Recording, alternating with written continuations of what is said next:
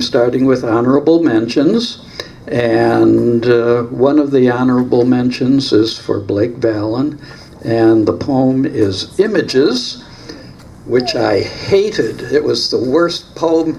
It's Dickens all over again. It is it's slimy and nasty and so exaggerated you don't want to hear another word of it. And there you are. These guys are gross. Blake Vallon, honorable mention for Images. The fat one sits, eating with burly puff at her cheeks, stuffed with Yorkshire pudding, grease dribbling from equine lips down through a brambly beard into a triple chin, and on down into a bib-like napkin.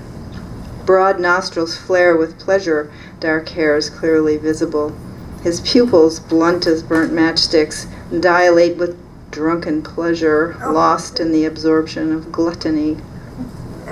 The skinny one sits across, eyes bulging with disgust, thin mousy hair pasted to sweaty brow and sunken putty cheeks suck in at the sight, candle-thin fingers covering his mouth.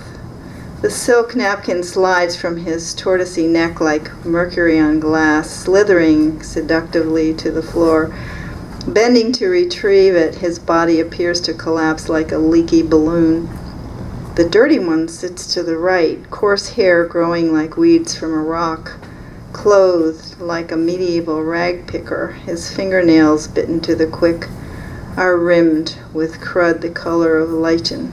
His skin is gray and cracked as dry paste. A pointed chin sprouts a stubbly beard, grubby as the rest of him. A thin-lipped smile reveals tobacco-stained teeth, cockeyed as old gravestones. He stares at his worn, scuffed shoes, trapped in shame. The tough one, sitting on the left, draws the lady's eyes with his bronze skin and sturdy physique. Muscles straining at the shirt over his broad shoulders. Testosterone seems ironed into his dapper designer clothes.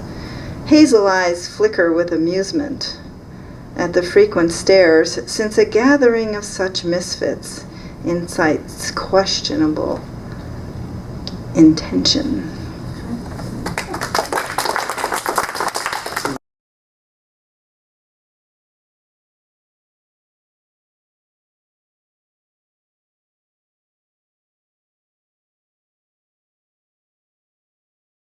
Don't you wonder what kind of minds write stuff like that? My goodness. I hated to read it a second time. Okay, and another honorable mention is for Reva Denayev for the Brooklyn Brownstone. How many people lived in brownstones at one time or another? Two, three of us.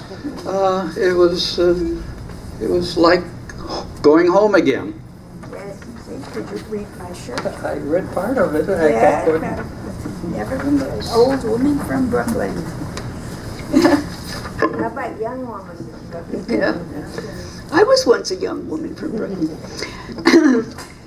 The Brooklyn brownstone rises solidly behind wrought iron gates.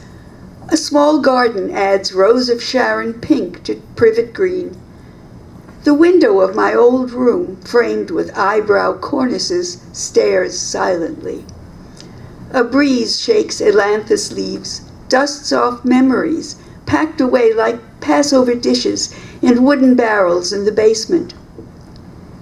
Memories around me rip holes, shred my sight. The old brownstone rises stoically, behind iron gates. New people live here now. I am outside.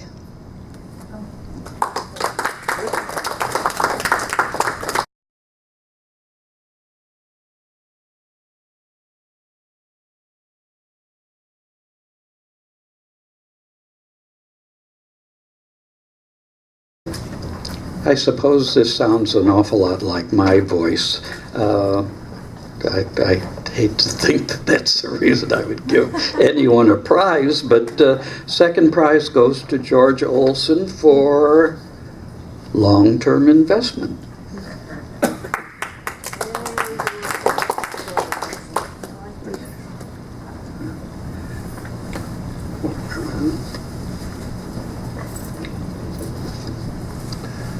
Long-term investment. It's not a headstone, not in the true sense. The term of art is memorial stone, like it says on the invoice. It's one of 40 in a semicircle, gray at the side of the white church, flat to the ground, 2 feet by 1 foot, nestled in the grass. No columbarium, no inurnment here, just granite, grass, and ground. A fine oak centers the stones. Benches afford a rest. If the time is right, flowers. Modest in the Yankee custom, the uninvested walk by unaware. Walking by, your name on the stone requires a glance, a pause, reflection, a small price for paying ahead.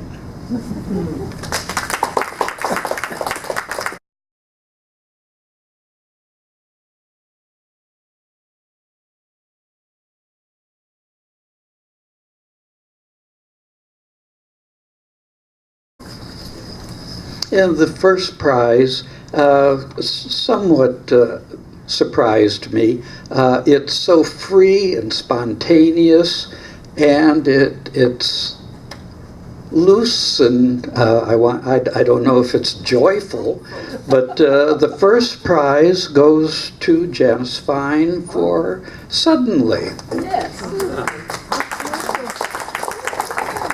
It's just so open. It's That's too high. there's Thank you. Hold the mic down, Janice. Way down. More Way down. Yeah. Wait a minute. Suddenly, Wait a minute, wait. You're not going to be seen over there.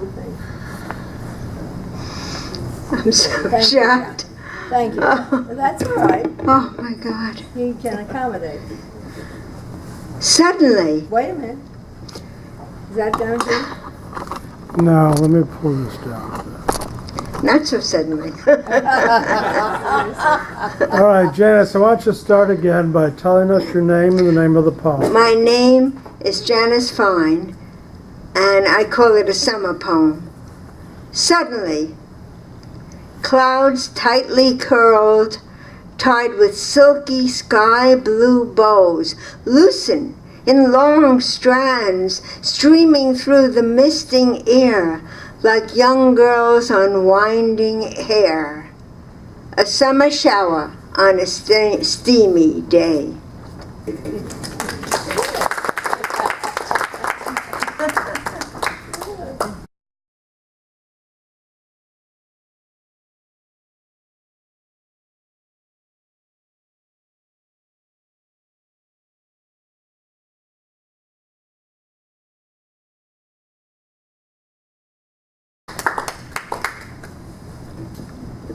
And now I'm doing that form poem, the Traversin.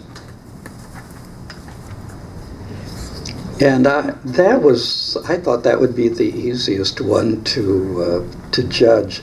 And I would have given a prize to all the people, I think, in the Traversin.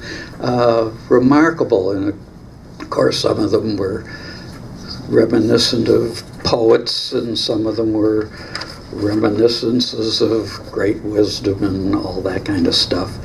And I gave the form poem to Blake again. Talk about words and just the sound of things. Maybe that's her best feature. All these words sounding like something. Variety. Such variety. Oh, and you get a check with that too. Thank you, Charles. Thank you so much, Charles. This is the form poem for the month, the Triverson. It's called On the Masai Mara. Topi stands on lookout, scanning from a hill, seeking praying eyes that kill. Jumbo Tembo lumber trumpeting down below, leading Tuatoto in tow. Weaver birds, fever birds, swinging, nests swung low, flit above the herds. Giraffes nibble on acacia high up in the trees where the choice leaves grow. Red dust winds blow and color the mud that coats the buffalo. Maasai women come and go to wash their clothes by River Hippo. Thank you.